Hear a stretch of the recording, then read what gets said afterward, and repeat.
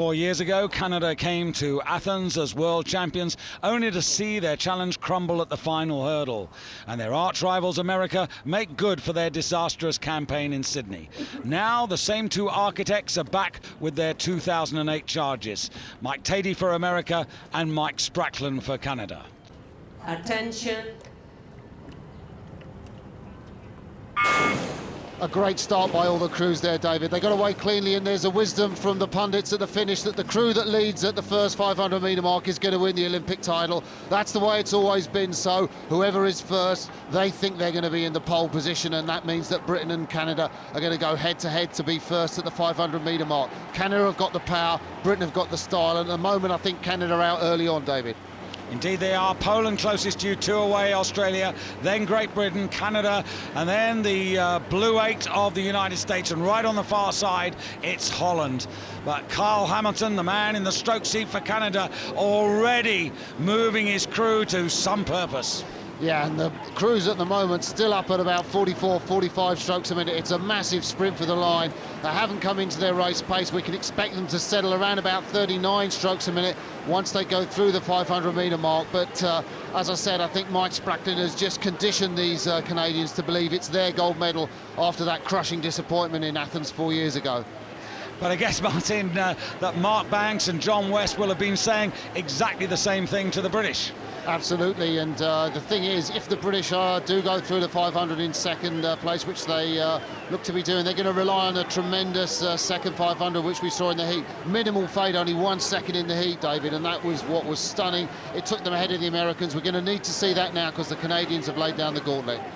Now, what about the Americans? They are uncharacteristically quite a long way back already. Yeah, the Americans were, but, you know, they haven't raced in Europe. We don't know what they're like, and it's taken them a while to get into it. They had to go through the repechage, so I would have thought they prospered through that. At the moment, they're just lying back there. They haven't got the pace of the Canadians. They're going to hope for the last quarter burn. But looking at this Canadian crew, just in the middle, the bald guy there, Jake Wetzel, he's a fantastic rider. They're really absolutely smacking in. Typical Spracklen technique. There's nothing pleasant to look at it, but the power and the cohesion of this crew is amazing.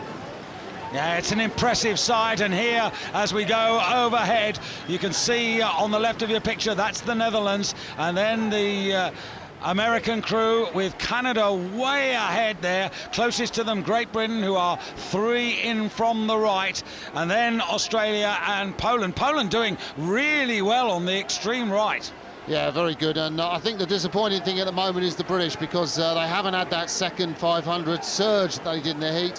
Canada almost out to a length, and I think that's Canada's gold medal done and dusted, because if the British can't compete at 1,000 metres, then they're not going to compete at the end.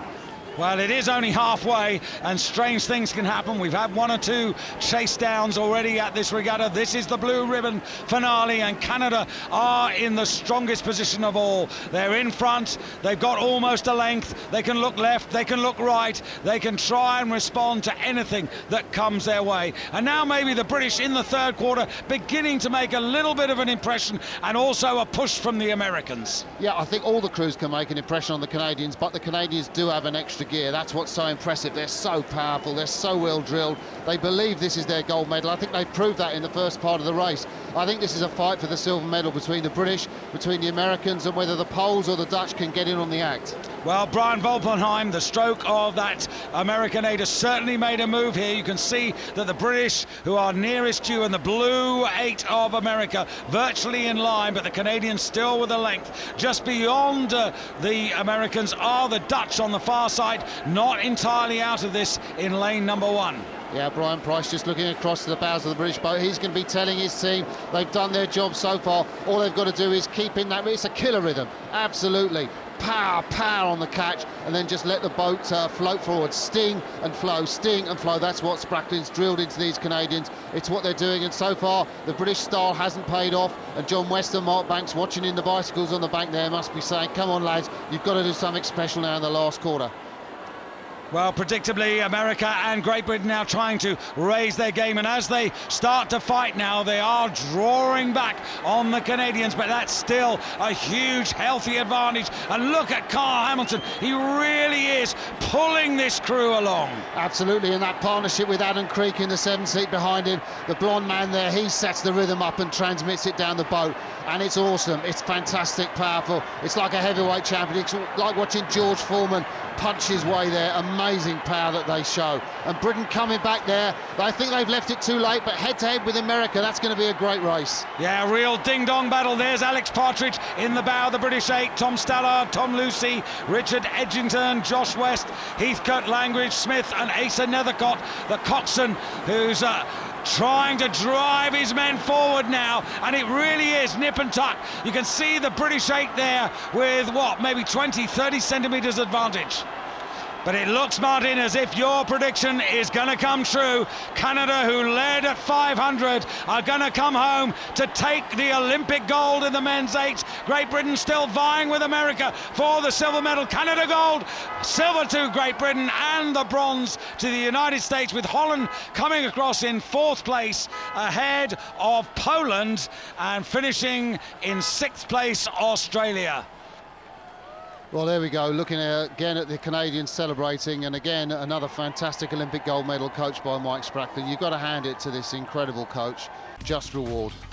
Indeed, and Canada laying the ghost of Athens, and in so doing becoming the first 8 since the GDR in 1980 to simultaneously hold both the Olympic crown and the world title. So, Olympic champions in the men's 8. What a way to finish the Olympic regatta here in Beijing.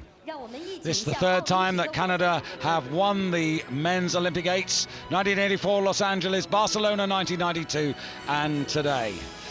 Martin, we're almost at the end. Your cruise of the regatta, please. No doubt, Danish lightweight men's 4, Polish men's quad, 2 top boats. Fantastic event.